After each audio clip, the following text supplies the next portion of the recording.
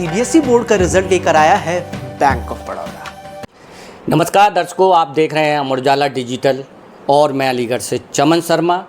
आज CBSE board का result declare हुआ है और अगर बात करें हम अलीगढ़ की तो उसकी डिस्ट्रिक्ट टॉपर लिस्ट और क्लास 12th की अगर बात करें तो उसमें जो सबसे ज़्यादा इस समय तक जो नंबर हैं वह अलीगढ़ में जो स्काई टावर है आगरा रोड पर उसमें रहती हैं, निवास करती हैं और डीपीएस की छात्रा हैं चैतन्या श्रीवास। तो एक चीज़ मैं आपको बता दूं इस वीडियो से पहले कि सीबीएसई कोई भी मेरिट लिस्ट जारी नहीं करता है और वह जो स्कूल हैं उनसे भी कहता है कि आप मेरिट लिस्ट जारी ना करें, परंतु ये जो इनका नाम चल रहा है टॉपर में वह जो स्कूल का डाटा है उसके हिसाब से है। स्कूल तो इन्होंने टॉप किया ही है, साथ ही साथ अभी तक अगर अलीगढ़ की बात करें तो उसमें इनके अभी तक के रिकॉर्ड में सबसे ज़्यादा नंबर है। तो मेरे साथ में हैं चैतन्या जी। तो चैतन्या, सबसे पहले आपको शुभकामनाएं अमर उजाला की ओर से बहुत बहुत। तो सबसे पहले हम ये जानना चाहेंगे कि आपके परिवार में कौन कौन है?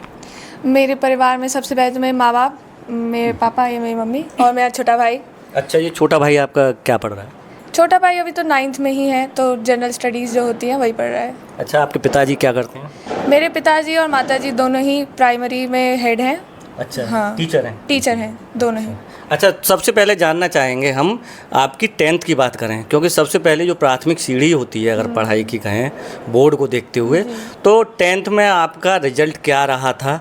कुछ उसके बारे में। डीपीएस से ही होंगी 10th भी? 10th। तो क्या रिजल्ट रहा था? बहुत ये सरप्राइजिंग बात है, मेरा 10th में उतना नहीं आया था, मेरे 94 आए थे क्योंकि मेरी तबीयत बीच में 94.26 समथिंग, क्योंकि मेरी तबीयत बीच में बहुत ख़राब हो गई थी, लेकिन उसके बाद मैं बहुत परेशान हुई थी, लेकिन अब 12th में मैंने सब लगा दिया अपना। अच्छा, जैसे कि आप बता रही हैं कि हाई स्कूल में आपके कम परसेंटेज आए थे, फिर आपने शुरुआत की जी और मेहनत की, तो उसी से शुरुआत करते हैं कि आपने पढ़ाई की क्या प्लानिंग की। मतलब जैसे कि पूछा जाता है हर बार टॉपर से कि कितने घंटे पढ़ती थी, क्या रूटीन रहता ताकि जो और बच्चे हैं वो भी अगर फॉलो करें तो वो भी एक अच्छे मुकाम को पा सकें। तो कैसे तैयारी की? जी बिल्कुल, जो टॉपर वाला तो मेरा नहीं है कि 4 घंटे पढ़ के आ गया। मैं तो सच में ही बहुत पढ़ाई की थी कि पूरे दिन पढ़ना, बस 1-2 घंटा अपने लिए निकालना, तो उसी से होता है। मैं तो ह्यूमैनिटीज़ से हूँ, तो उसमें बहुत बार फैक्ट्स देखने पड़ते हैं, बार बार रिवीजन करना पड़ता है, तो मेहनत से ही होता है। ये नहीं है कि आप सोशल मीडिया भी चला रहे हो, आप फ़ोन भी चला रहे हो। आज भी मेरा फ़ोन 3 घंटे से ज़्यादा नहीं चलता है, तो फ़ोन तो आपको छोड़ना पड़ेगा। अच्छा, जैसा कि कुछ टाइम टेबल बनाई थी आपने पढ़ने, क्योंकि स्कूल की तो टाइम टेबल निर्धारित है। हाँ। उसके बाद अगर आप ट्यूशन पढ़ते हैं, कोचिंग पढ़ते हैं तो उसकी भी टाइम टेबल निर्धारित है, परंतु जो सेल्फ स्टडी की बात करें अगर, तो उसके लिए क्या प्लानिंग की थी आपने? कितने घंटे? मेरा ट्यूशन तो था नहीं, सिर्फ एक फ्लूट का ट्यूशन है, तो वो सुबह हो जाता था। बाकी तो मैं पूरे दिन सेल्फ स्टडी ही करती थी। रात क्या बनाया, मतलब एक हाँ, जी, जो प्लानिंग कैसे बनाई, जो टाइम टेबल? सुबह 9 बजे मैं बैठ जाती थी, फिर 1 बजे तक पहला सेशन चलता था, फिर थोड़ी देर अपने लिए खाने का, टीवी देखने का, फ़ोन वोन चलाने का, फिर उसके बाद फिर बैठ जाओ 2 बजे से, फिर 5 बजे तक फिर पढ़ो, फिर थोड़ा चाय वाय पियो, फिर 6 बजे फिर बैठ जाओ, फिर 6 से 9 फिर पढ़ो, फिर उसके बाद टहलो, बांसुरी बजाओ, बाकी सब। अच्छा, आपका शौक में क्या है अगर बात करें, जैसे बांसुरी की बात है? हाँ, शौक में तो मेरा म्यूज़िक है। म्यूज़िक है? हाँ, मैंने 11th में ही, जब मेरे बहुत कम मार्क्स आए थे तो मैं बहुत परेशान हो गई थी 10th में, फिर मैंने फ्लूट उठाई थी। तो फिर उसके बाद से 12th तक मैंने फ्लूट रखी अपने साथ और उसने मेरे को बहुत बहुत हेल्प की है। यानी कि म्यूज़िक ने जो है आपकी सफलता में भी एक बहुत बड़ा हिस्सा निभाया है। जी, ये बात तो है। पढ़ाई जब हो जाती थी तो जब आप म्यूज़िक बजाते हैं तो आपका सब तरंगे अच्छी फील होने लगती है। जब तो सुबह से शाम की टेंशन है, ये नहीं याद हो रहा, इसमें मार्क्स नहीं आ रहे, वो कुछ नहीं, आप फ्लूट बनाएंगे सब भूल जाएंगे। अच्छा, एक बात अब रहती है कि इंटर की जो आपने की है, तो जब इंटर की परीक्षाएं आ रही थीं तो क्योंकि कोर्स पूरा हो चुका होता है, रिवीजन चल रहा होता है, तो उस समय आपने क्या प्लानिंग बनाई पढ़ने की? उस समय मेरी प्लानिंग थी कि कम से कम 4 बार रिवीजन तो हो जाए। अच्छा, पूरा? हाँ, पूरा 4 बार रिवीजन हो जाए और जितनी सैम्पल पेपर लगा सकते हैं उतने लगा दें, क्योंकि इंग्लिश में तो आप जितना प्रैक्टिस करेंगे उतना ही आपका आएगा। हिस्ट्री पॉल साइंस में एक बार को आपको रटना है, लेकिन इंग्लिश में तो आप जितना प्रैक्टिस कर सकते हैं उतना प्रैक्टिस करिए। अच्छा, इसके बाद अब अगर बात होती है, जैसा आपने अभी अपने स्कूल में तो टॉप किया ही है, और अभी अगर अन्य स्कूलों का डाटा देखें तो उसमें भी अभी आप प्रथम लेवल पे ही चल रही हैं, तो आपको क्या महसूस हो रहा है, कैसा? जैसा कि आपको कैसे पता लगा आपको पहली बार कि आपने टॉप किया है? क्योंकि स्कूल से पता लग जाती है, पर अगर बात करें अगर ज़िले में तो कैसे पता? सच बताऊं तो मेरे को रिपोर्टर का ही कॉल आया था कि आपने ज़िले में टॉप किया है, तब मेरे को पता चला। लेकिन इतनी मेरे को ओवर द टॉप खुश नहीं हूँ मैं, क्योंकि बहुत मेहनत की है मैंने, बहुत ज़्यादा। तो ये सब वेल डिज़र्व था, सब भगवान का आशीर्वाद है, हमारे पिताजी माताजी का और सब। अच्छा, हमारे दर्शकों को बताएं कि इस बार जो है आपने कितने परसेंटेज हासिल किए हैं और कितने सब्जेक्टों में डिक्टेशन है? मैंने 98.6 किया है हासिल, और डिस्टिंक्शन सब में ही है, और क्या कहते हैं 2 में मेरे फुल आए हैं। देखिए दर्शकों, डिस्टिंक्शन की बहुत महत्व है, क्योंकि हमने भी जब हाई स्कूल और इंटर की थी तो ये लगता था कि कैसे भी एक विषय में 2 विषय में डिस्टिंक्शन आ जाए, तो इस बच्ची की जो है सभी विषयों में डिस्टिंक्शन है। अच्छा, जैसा कि अब परिणाम आ गया, अब इसके बाद जो पढ़ाई शुरू होगी, ग्रेजुएशन की पढ़ाई शुरू होगी, तो आगे की ग्रेजुएशन और उसके लिए क्या प्लानिंग की है? मतलब आप किस क्षेत्र में जाएंगे? अब मेरे को अगर भगवान का आशीर्वाद रहे तो मैं बीए पॉलिटिकल साइंस ऑनर्स करना चाहूँगी। अभी मेरी सीयूईटी की डेट आ चुकी है 22 की और 26 की, तो अभी तो वही है, डीयू मिल जाए बहुत अच्छा रहेगा। अच्छा, पॉलिटिकल साइंस की आप जैसे बात कर रही हैं, तो पॉलिटिकल साइंस ही क्यों, क्या राजनीति में जाने की प्लानिंग है या? पॉलिटिकल साइंस एक तो मॉडर्न टाइम में बहुत ये सही डिग्री है, हिस्ट्री थोड़ा पीछे पड़ जाती है, और पॉलिटिकल साइंस मेरे को एडमिनिस्ट्रेशन में जाना है, तो it's better to know about it. तो यानी कि आप जो आईएएस है या आईपीएस है, किस और की प्लानिंग बना रही हैं? अगर इतना तो सर मैंने सोचा नहीं इतना आगे का, अभी तो सीयूईटी ही क्लियर हो जाए, वही सबसे बड़ा एग्ज़ाम है मेरे सामने। अच्छा, जो वर्तमान है पहले उसी को डिसाइड करना है। इतना आगे का सोच के कुछ नहीं होना, इतना आगे का आप सोच लोगे फिर मिलेगा नहीं, तो एक्सपेक्टेशन टूटती हैं। अच्छा, और ये तो मेरे साथ 10th में हो ही चुका है, तो ये तो मैं एक्सपीरियंस से कह रही हूँ, इतना सोचना की ज़रूरत ही नहीं है। अच्छा, अब बात आती है आपके सफलता में जो सहयोग रहा। सबसे पहले अगर बात करें जैसे स्कूल का, जी, तो स्कूल का कैसा सहयोग रहा? मतलब एक फॉर्मेलिटी वाला रहा या बढ़िया रहा खूब?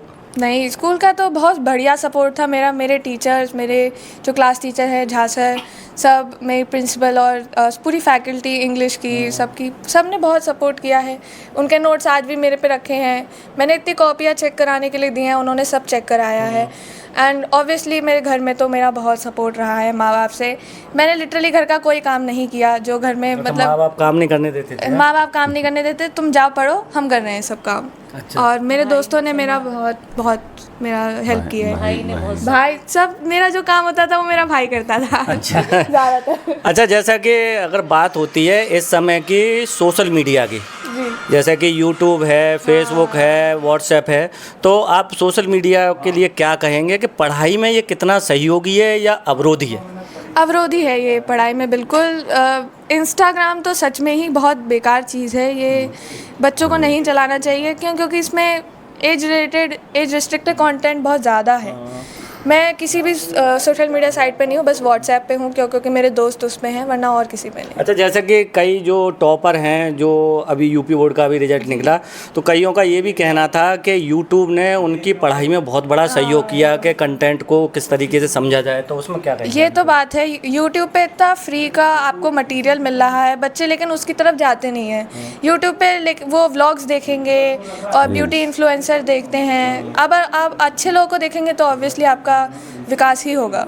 अच्छा, तो यानी कि यूट्यूब पर से पढ़ाई करने में कोई नुकसान नहीं है? कोई नुकसान नहीं है, मैं तो सीयूईटी की भी पढ़ाई यूट्यूब से ही कर रही हूँ। तो बच्चों, देखा कि आप भी यूट्यूब के माध्यम से पढ़ाई कर सकते हैं और टॉप भी आ सकते हैं, क्योंकि यूट्यूब पर अगर आप एक वर्ड डाल करके सर्च करेंगे ना, तो उससे संबंधित इतने वीडियो आ जाएंगे और इतने तरीके के आ जाएंगे कि आप उसमें से अगर कुछ भी सुन लेंगे ना, तो शायद आपको रटने की ज़रूरत नहीं पड़ेगी। अच्छा, अब जैसा कि ये बात हो गई, अब बात होती है कि आप जो बच्चे ये मुकाम पाना चाहते हैं कि अपने स्कूल में टॉप करना चाहते हैं, ज़िले में टॉप करना चाहते हैं या बोर्ड में टॉप करना चाहते हैं, तो उनके लिए क्या संदेश देंगी? मतलब किस तरीके से वह इस मंजिल को क्योंकि जो कर चुका होता है वो अच्छा बेहतर बताता है। सबसे पहली बात है, आप एक्सपेक्ट ही मत करिए कि आप टॉप करना चाहते हैं। ये एक्सपेक्टेशन से ही बच्चा पीछे हो जाता है रेस में। मैंने कभी एक्सपेक्ट ही नहीं किया था कि मैं टॉप करूँगी। मेरा तो ये था 96 से ऊपर आ जाएंगे तो हम पार्टी करने जाएंगे। तो कभी मत सोचिए कि आपको टॉप करना है, कि मैं टॉप करने के लिए ही पढ़ रहा हूँ। जब आप खुद के लिए पढ़ेंगे तो ही आप टॉप कर पाएंगे। आप, भगवान भी यही कहते हैं, आप गंदे सोच के साथ करेंगे, आपके कर्म सही रहेंगे तभी तो आप टॉप करेंगे। अच्छा, एक चीज़ और पूछनी कि जैसा कि अगर बात करें ट्यूशन की या कोचिंग की, तो उसको आप कितना महत्वपूर्ण मानती हैं कि मतलब टॉप करने के लिए इसमें? बैलेंस आप बना के रखिए। मैंने तो ट्यूशन लिया नहीं क्योंकि मैंने बचपन से ही कभी नहीं लिया है। लेकिन अगर कोई ले रहा है तो कोई इसमें कोई दिक्कत नहीं है। बस यही है कि वहाँ पे जाके आप बच्चों के साथ बात ना करें, पढ़ाई करें। अच्छा। तो देखिए, आपने चैतन्या से पूरी तो जानकारी ले ली। अब इनके परिवार से भी बातचीत कर लेते हैं, क्योंकि जैसा कि इन्होंने बताया कि उनका पूरा सहयोग है। उन्होंने कुछ काम इनको करने नहीं दिया, केवल कहा पढ़ो पढ़ो और पढ़ो। अच्छा, तो मेरे साथ में इनके पिताजी, क्या नाम है? अतुल कुमार। अच्छा, तो आपकी बेटी ने जैसा कि स्कूल टॉप किया है और अभी जो है फ़िलहाल में जो है नंबर 1 अगर अलीगढ़ के बच्चों को देखें क्लास 12th के तो चल रही है, तो कैसा महसूस कर रहे हैं आप कि कितनी आपकी संभावनाओं पर ये खरी उतरी है? नहीं, अच्छा लग रहा है। जैसा उम्मीद थी कि अच्छा करेंगी, पर इतना अच्छा करेंगी कि टॉप करेंगी ये उम्मीद नहीं थी। अच्छा। हाँ, अच्छा करेंगी ये पता था, ये है। पर इन्होंने टॉप किया तो एक अलग ही खुशी मिल रही है। अच्छा, आप उन माँ बाप को क्या संदेश देंगे जो आजकल के मॉडर्न ज़माने में रहते हुए भी कई बार ये समझते हैं कि लड़कों को पढ़ाओ, लड़कियों को इतना मत पढ़ाओ, तो इस पे क्या कहें? नहीं, है गलत सोच है। भेदभाव नहीं करना चाहिए बेटा और बेटी के साथ। बेटी को मैंने जितनी भी सुविधाएं दे सकता हूं, मैंने वो सारी सुविधाएं दी हैं। ये सोचकर नहीं दी कि ये मेरी बेटी है या मैं अपने बेटे को भी मैं पूरी सुविधाएं, दोनों को बराबर सुविधाएं देते हैं। और जिसका जितना क्षमता होती है वो उतना पढ़ता है। कभी भेदभाव नहीं करना चाहिए। और लड़कियों को तो ज़्यादा पढ़ाना चाहिए, क्योंकि वो समाज को आगे ले जाती हैं, वो परिवार को आगे ले जाती हैं, वो अपने परिवार का भी नाम रोशन करती हैं और दूसरे परिवार को भी आगे बढ़ाती हैं। अच्छा, जैसा कि बच्ची ने बताया कि आप प्राइमरी में हैं, एजुकेशन में, तो आप भी बच्चों को पढ़ाते होंगे। तो आप उस पढ़ाई के दौरान कोई नई टेक्नोलॉजी का उपयोग या उस तरीके से कुछ प्लानिंग? हमारे यहाँ नवाचार होते हैं जिसमें नई नई विधियों से बच्चों को पढ़ाया जाता है।